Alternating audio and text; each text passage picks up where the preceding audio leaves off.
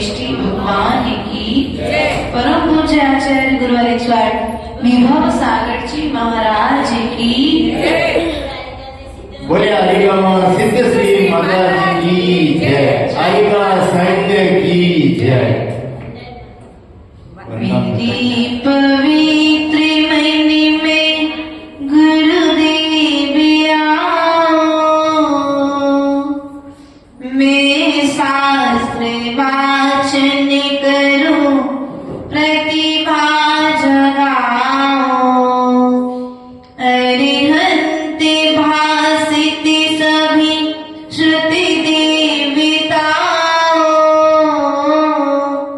क्या बोलना अब मुझे तुम ही बताओ।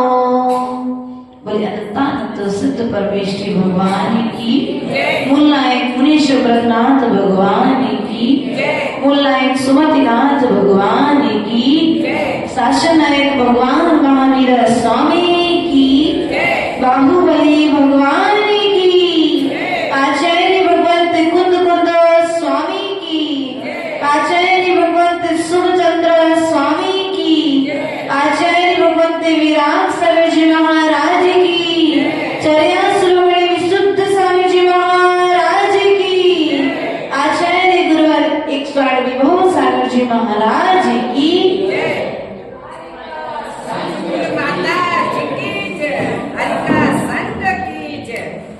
प्रिय बंधुओं, दिन व्यतीत होते समय नहीं लगता और समय धीरे धीरे अपनी गति से व्यतीत होता चला जा रहा है। यहाँ इंद्रदत्त सेठ सैनिक कुमार के लिए तालाब के किनारे बैठा करके अपने घर पहुंच गए और पहुंच करके उन्होंने नंदश्री से सारा समाचार बताया और नंदश्री ने सैनिक कुमार के योग्यता को जान करके, राजपुत्र जान करके उसकी परीक्षा लेने के लिए निपुणमती नाम की दासी को उसके पास में नख भर के तेल भेजा है और तेल भेज कर उसने कहा है कि आपके लिए इंद्रदत्त सेठ की पुत्री नंदश्री ने नख भर तेल से स्नान करके महल में बुलाया है। सैनिक कुमार ने विचार किया, नख भर तेल स्नान करके लगा के फिर इंद्रदत्त सेठ के महल में जाना है, संभव नहीं दिखता। लेकिन फिर भी उसने विचार किया, यह भी मेरे अभी परीक्षा की घड़ी है। उसने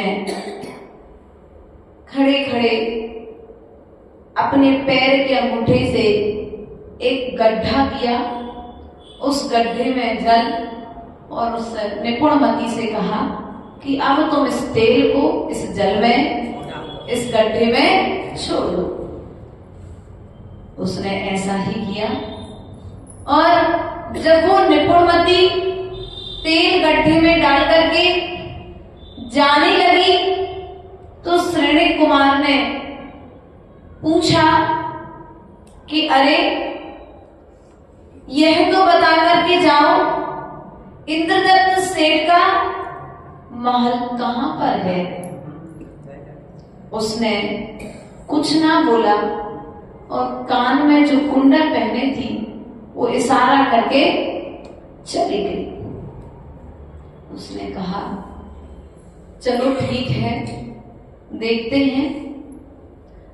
स्नान करके तैयार हो गया और जब तैयार हो गया तो आगे बढ़ा।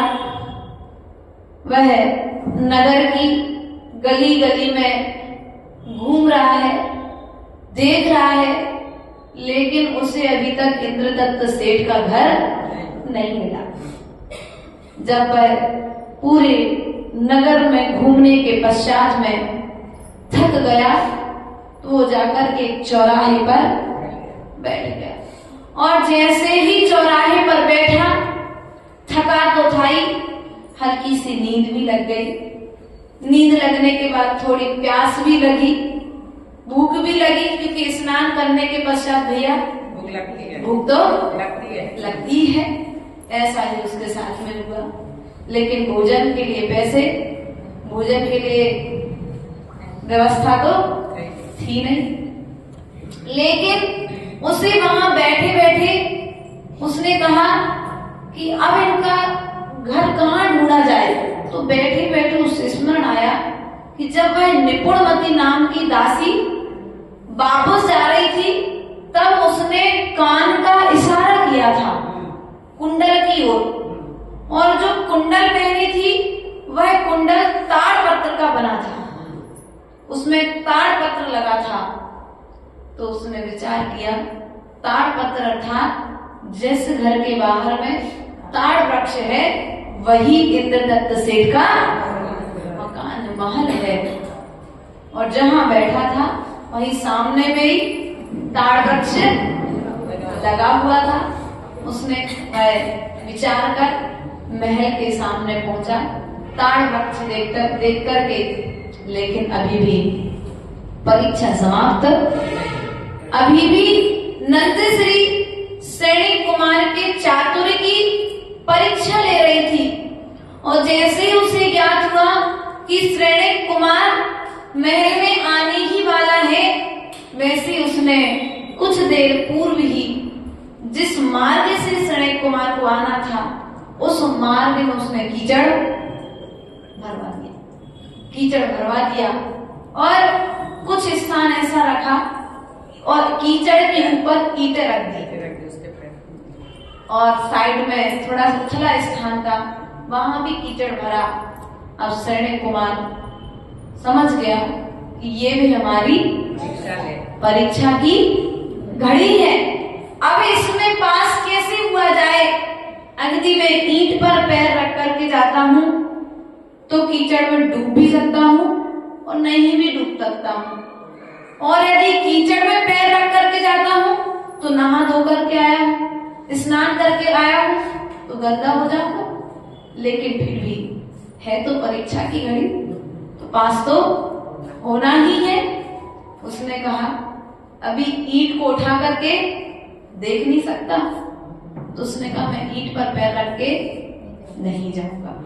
तो उसने साइड में जो और कीचड़ भरा था, उछला था, उसने पैर रखे और पैर रख करके जैसे कीचड़ को क्रॉस करके घर के अंदर पहुंचा, तो घर के अंदर पहुंचते ही निपुणमती आई और निपुणमती ने कहा देखिए आपके लिए ये चुल्लू भर पानी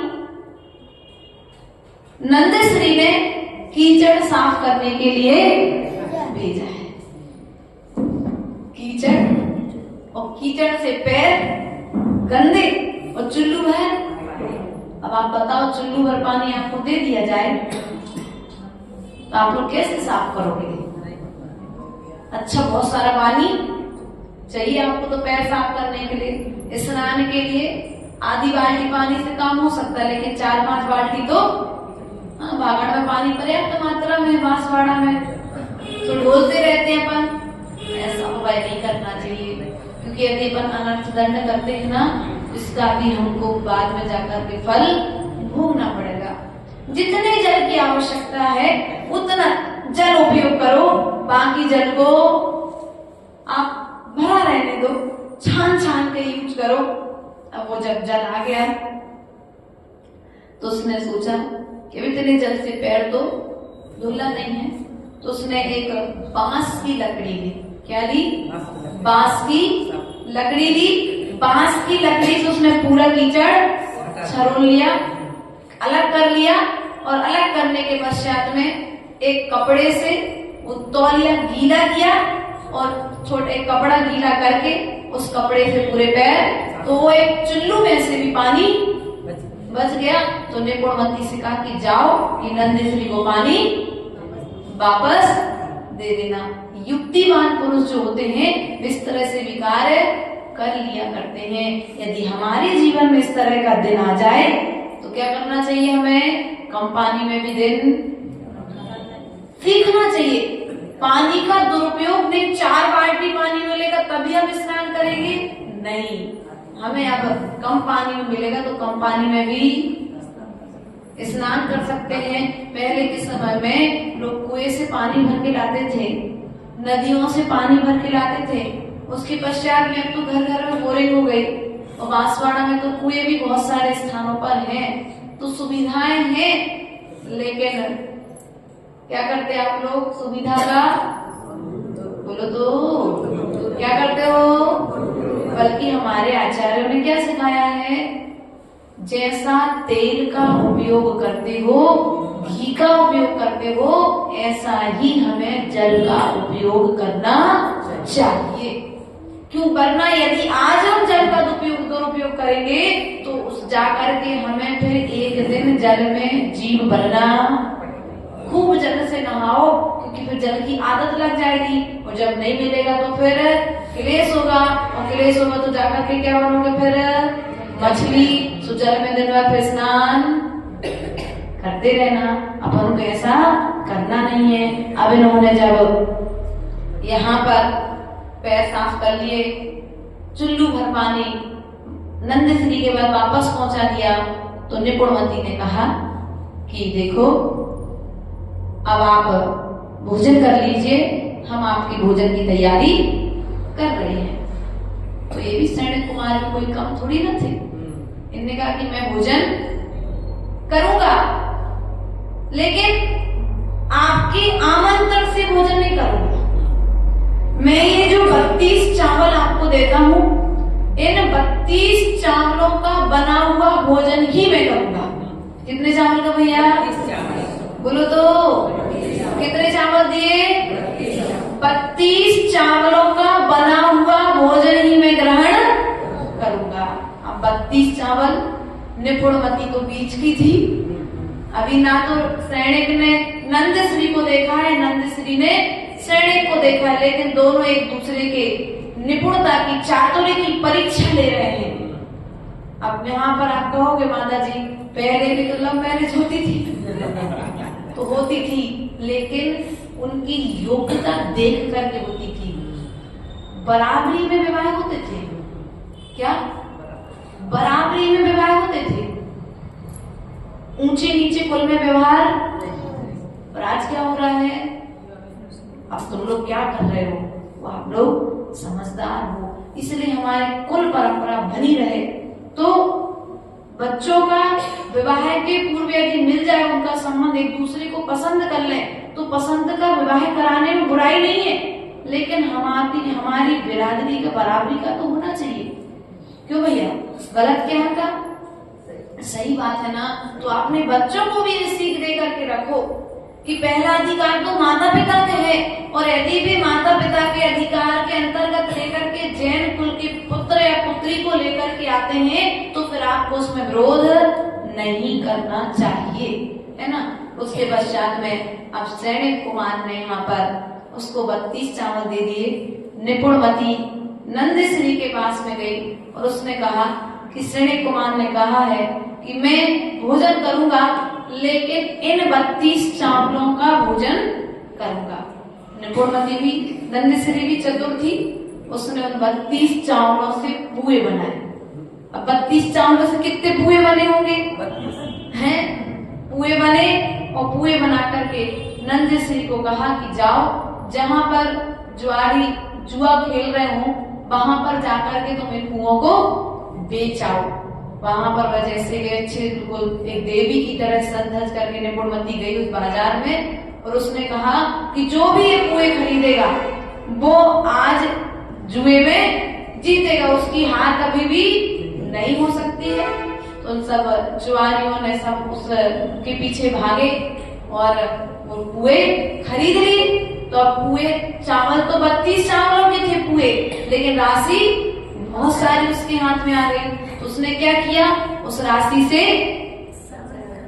भोजन की सामग्री इकट्ठी की, और भोजन की सामग्री इकट्ठी करने के पश्चात में उसने फिर सैनिक कुमार के लिए भोजन के लिए आमंत्रण किया, और आमंत्रण करके दोनों ने बड़ी आराम से फिर भोजन ग्रहण किया। भोजन ग्रहण करने के पश्चात में अब नंद श्री सैनिक कुमार को भोजन करा रही है, और भोजन कराने के पश्चात में नंद श्री ने एक मूंगा का मोती जो टेढ़ा मेढ़ा था, अब सैनिक कुमार से कहा कि आप इस मूंगा के मोती में धागा डाल दीजिए। क्या डाल दो? ऐसे युक्तिपूर्ण तरीके से बुद्धि का चातुर्य देख करके व्यक्ति पहले विवाह किया करते थे। और हमने तो ये तक देखा अपने रहते रहते जब बचपन में घर में थे कि वृद्ध लोगों का इतना बौद्ध बल इतना विशेष हुआ करता था कि वो बच्चियों के चलने से उनका आचरण लगा लेते थे कि वो किस प्रकार से चल रही है, किस प्रकार से बोल रही है, किस प्रकार से देख रही है, किस प्रकार से बैठ रही है, उनका और उठना बैठना चलना फिरना देखना, ये सब आचरण देख करके भी उनका भविष्य बता दिया करते थे। ऐसे नंद श्री ने बड़े उस सैनिक कुमार के लिए भोजन कराया, और वह मूंगा रत्न दे दिया कि इसमें धागा डाल करके दे दो। अब बताओ, मूंगा के मोती और मुंह भी एक दिशा से, एक यदि सीधा है तो दूसरा छेद दूसरी दिशा में है। अब ऐसे टेढ़े छेद में आपसे धागा डालने के लिए कह दिया जाए तो कैसे डालोगे आप?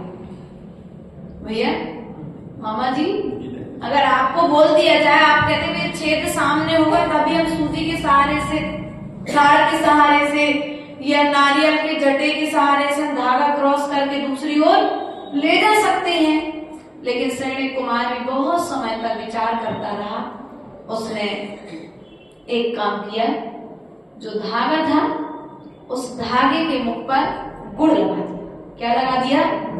गुड़ लगा दिया। अब जैसे ही गुड़ लगा करके धागा रखा उसने, और मूंगा का मोती पास में रख दिया। जैसी ही चींटी आई उसमें चींटियां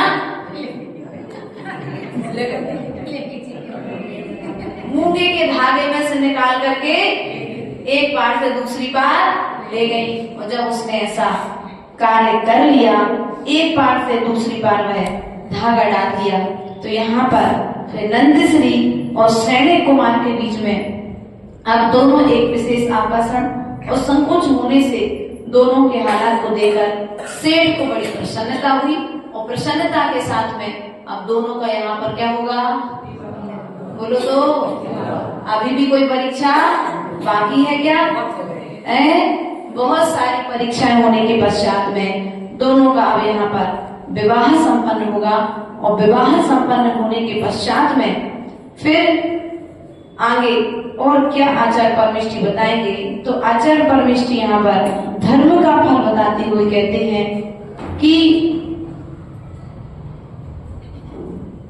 धर्म के प्रभाव से ही समस्त लोक द्वारा प्रशंसनीय, अतिशय हर्षित, चित्त अत्यंत दीप्त युक्ति, देह के धारक वे दोनों स्त्री पुरुष भली भांति सुखपूर्वक विवाह के पश्चात में आराम से रहने लगे। अब रहने के पश्चात में आगे और क्या होगा इनके जीवन में, इस विषय को हम पुनः कल जानने और लेना आगे।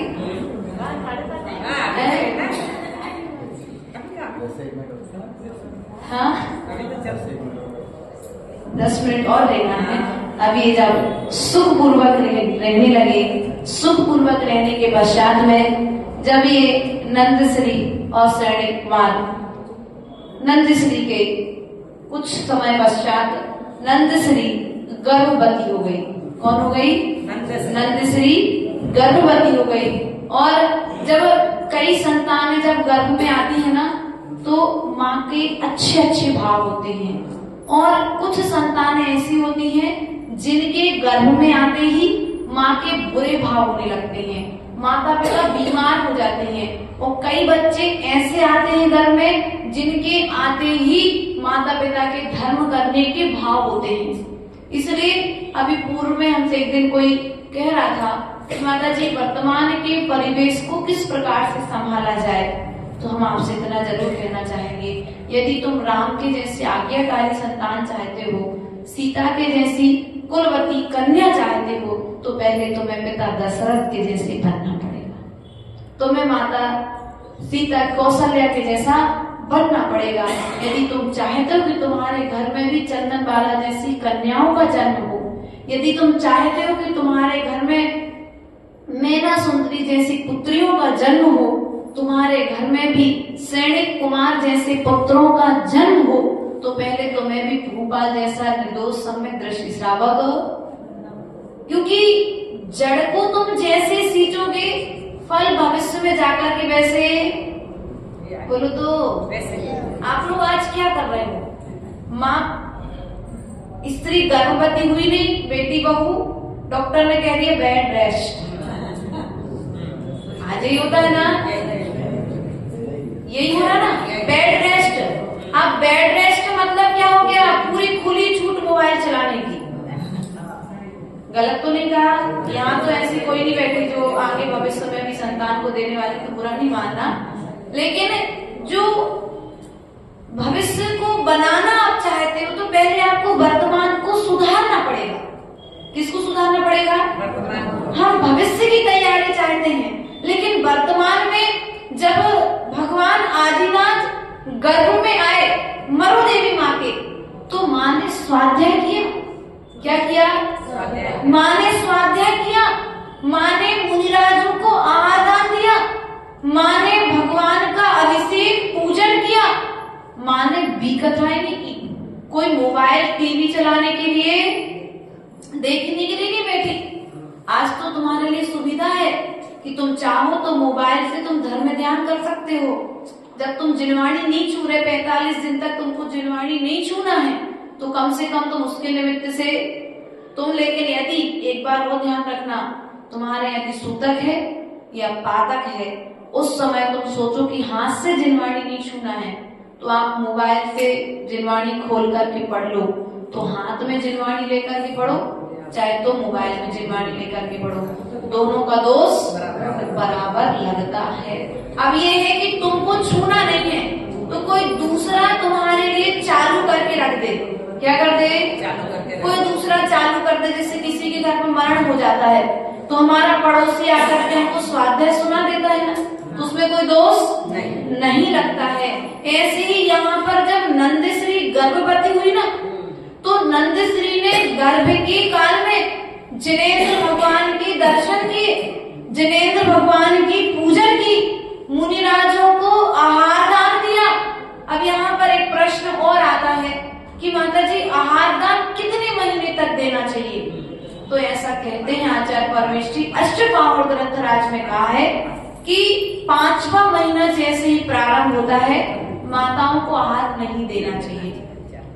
ठीक, एक आगम की व्यवस्था है, लेकिन गणनी प्रमुख ज्ञानवती माता जी का कहना है कि धर्म ध्यान संबंधित कार्य अंतिम 90 महीने तक करना चाहिए। उनका भी कहना इसलिए है कि अगर आप धार्मिक कार्य छुड़वा दोगे, तो सामने वाला आर्तरोध ध्यान में कहीं ना कहीं दूसरे कार्यों में लग जाएगा। इससे अच्छा है कम से कम वह अंतिम दिनों तक यदि पूजन करेगा, मुनिराजों को आहार दान देगा, तो कम से कम उस बच्चे पर धर्म के संस्कार पड़ेंगे। लेकिन दूसरी ओर निषेध इसलिए किया गया कि मान के चलो भगवान का विधान, मंदिर में बढ़िया विधान चल रहा था, वो विधान में आप बहुत बढ़िया तरीके से आपने भक्ति की, अब भक्ति में विवेक खो दिया और बच्चे को कोई तकलीफ हो गई, तो आप क्या कहोगे? विधान में बैठे तो सो हमारे साथ ऐसा। इसलिए वहां पर दोनों तरह की बातें हैं। यदि विवेक के साथ धर्म कर सको तो बुराई नहीं है, लेकिन यदि विवेक खोकर के आप धर्म कर रहे हो, तो 5वें महीने के बाद आपको धर्म करना है भावपूर्वक। मुनिराजों को आहार, क्योंकि आप बैठेंगे, उठेंगे, चौके में सब्जी बनाएंगे, आप बहुत भक्ति में हैं, खुश हैं, पानी पड़ा है, और धोखे से गिर गए तो फिर दोस्त किसको दोगे? हमारे घर पे चौका लगा था सो हमारी बहू को ऐसे बोलते ना लोग जो बहुत सुनते रहते हैं। इसलिए हमारा आप लोगों से भी यही कहना है कि करना, सब कार्य करना। नंदश्री ने भी सभी कार्य किए, अंतिम समय तक सब कुछ किया, लेकिन पूर्ण विवेक के साथ। किसके साथ? राजा की पुत्री थी तो उसे उतना करना नहीं पड़ा, क्योंकि दास ही दास उसके नीचे कार्य करने वाले थे। लेकिन फिर भी पूजन आदि तो, स्वाध्याय आदि तो यदि अपने यहाँ पे करते हैं अंतिम समय तक पूजा तो करना, और जहाँ नहीं करते हैं वहां पर नहीं करना। नहीं तो कह दो माता जी आई थी, कह के गई थी सो हम तो करेंगे, हमारी बात में नहीं बनना। जहाँ पर, जिस जगह पर, जिस समाज का जो प्रचलन चल रहा हो उस प्रचलन को मान करके कार्य करना। ऐसा भी, इस बात को भी विवेक की बात, इसको ध्यान रखना। इसलिए प्रिय बंधु, यहाँ पर नंदश्री गर्भवती हो चुकी और गर्भवती होने के पश्चात में उसे दोहला हुआ। क्या हुआ? उसे दोहला हुआ। दोहला अर्थात इच्छा। क्या हुई? जैसे आप लोग की खट्टा खाने की इच्छा होती ना, किसी का चरपरा खाने की इच्छा होती है, मतलब ऐसा ही लोग बताते हैं, है ना। तो कोई मीठा खाता है, कोई बाजार का होटल जाके खाने की इच्छा होती है। धीरे धीरे अपनी अपनी सब बताती है महिला जब आती है तो हम लोग कहते भैया कम से कम 9 महीने जब तक तुम गर्भवती हो, कम से कम उतने दिन तक तो तुम्हें पूर्ण अभक्ष्य भोजन का त्याग करना चाहिए। शुद्ध सात्विक भोजन, जो आप साधुओं को जैसे शुद्ध घर का बना भोजन कराते हो ना, ऐसा नहीं कि बाजार का नहीं खाते सो होटल का भोजन घर में लाके खा लो, ऐसा भी नहीं करना चाहिए। और नंदश्री जैसी गर्भवती हुई तो नंदश्री ने पहले दिन से लेकर के 9वें महीने तक, कितने महीने तक? 9 महीने तक पूर्ण ब्रह्मचर्य व्रत का पालन किया। ऐसा आया है कि जब गर्भ में संतान हो उस दिन से लेकर के अंतिम दिन तक, जब तक संतान का जन्म न हो जाए और जन्म लेने के पश्चात में जब तक संतान का दुग्धपान करना बंद न हो जाए तब तक माँ के लिए ब्रह्मचर्य व्रत का पालन करना चाहिए। पूर्ण ब्रह्मचर्य व्रत के साथ रहना चाहिए। ऐसे आगम की विधि है। फिर आप लोग जिस हिसाब से रहते हो आप लोग समझदार हैं कि आपके और आपके बीच की बात है, लेकिन आगम की विधि इसी प्रकार से बतलाई गई है। उसके पश्चात में वो स्वाध्याय भी करती। स्वाध्याय के साथ में जब वो थक जाती तो लेट जाया करती थी। तो उसकी जो दासियां थी, उसकी जो इष्ट सहेलियां थी, जो घर का जो वातावरण था, वे निपुणमती आदि दासियां मिलकर उसकी सेवा करती और फिर उसे स्वाध्याय सुनाया करती थी। आज आपकी सहेलियां तो हैं, लेकिन क्या सुनाती हैं आपको?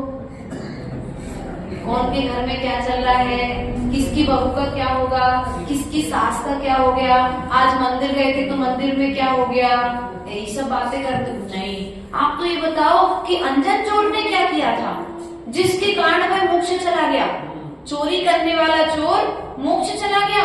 वो अपने जो महापुरुष हुए जीवनधर कुमार की कथानक सुना करती थी, आदिनाथ के जीवन चरित्र को देखा करती थी।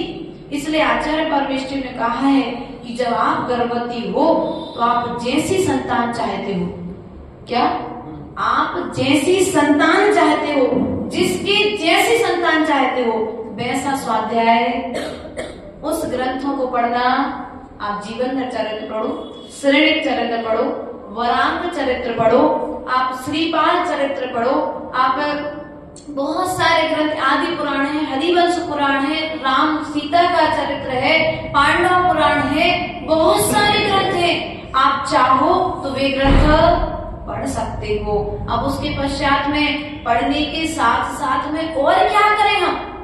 तो जहाँ पर रानी नंद कुमारी रुका करती थी उस कमरे में उसने क्या किया था, अपने महल में मुनिराजों के, भगवानों के अच्छे अच्छे चित्र लगा करके रखे होंगे, तभी तो उसके गर्भ से अभय कुमार जैसी बुद्धिमान चातुर संतान का जन्म हुआ था। उसके अभी अभय कुमार का चातुर्य भी इसमें निकलेगा। तो अपने कमरे में आप लोग कौन सी फोटो लगाते हो? ऐश्वर्या राय की कि सनी देओल की? अरे पहले हमने देखा जब घर में थे ना, अभी तो अब यहाँ पर तो 15 साल हो गए तो ये सब सुनने को देखने को नहीं मिलता, लेकिन अब तो फोटो बहुत कम हो गई। मुनिराजों की फोटो भी नहीं लगाते आजकल, तो पाप लगेगा। अरे क्या कहते मुनिराज की फोटो लगाएंगे तो क्या होगा, वह शुद्धि में देखने में आती तो क्या लगेगा। जिनवाणी भी घर में विदाई देती, भैया मंदिर में ज्यादा अच्छी हमारे घर में अभिनय होती है। नहीं, ध्यान रखना। एक बात और माता तुमसे कहना चाहेंगे कि जब तक जिनवाणी घर में है तब तक तुम्हारे घर में कोई दिन दर बाधा का प्रवेश नहीं हो सकता। ध्यान रखना, जब तक तुम्हारे घर में पूर्ण अपनी पौराणिक नीति और रीति रही है कि विवाह के साथ में ही बेटी को जिनेंद्र भगवान की प्रतिमा दी जाती थी और घर में चैत्यालय की परंपरा रही है।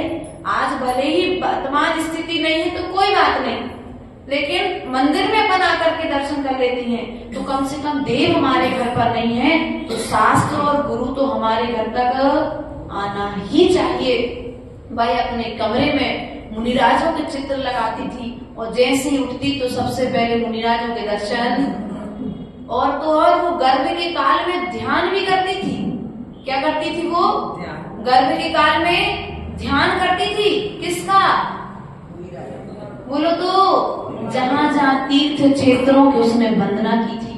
संवेश शिखर की वंदना करती, कभी भावपूर्वक चंपापुर के बांसुकुंज भगवान के मोक्ष स्थली के दर्शन करती, तो कभी मंदारगिरी पर्वत से मोक्ष पधारे मुनिराज उनकी वंदना करती, कभी वह गिरनार जी सिद्ध क्षेत्र की वंदना करती। नाना तरह से वह अपने चित्त को भगवान की वंदना में, गुरुओं की वंदना में और शास्त्रों के स्वाध्याय में लगाए रहती थी। उसका प्रतिफल ये हुआ कि उसकी एक दिन इच्छा हुई कि 7 दिन के लिए, कितने दिन के लिए? बोलो तो, 7 दिन के लिए नगर में अभयदान, किसी भी जीव का घात ना किया जाए, अर्थात नगर में जितने भी कारागृह में बंदी हैं उन सबको अभयदान दिया जाए। ऐसा करके अब उसने श्रेणी कुमार के समक्ष अपनी यह भावना रखी है कि 7 दिन के लिए अभयदान दिया जाए। अब श्रेणी कुमार इस बात को किस प्रकार से पूर्ण करता है, इसे हम पुनः जानेंगे और पुनः समझने का कल प्रयास करेंगे। बोले परम पूज्य आचार्य गुरुवर 108 विभव सागर जी महाराज की जय। माता जी की जय। राधिका संजय की जय।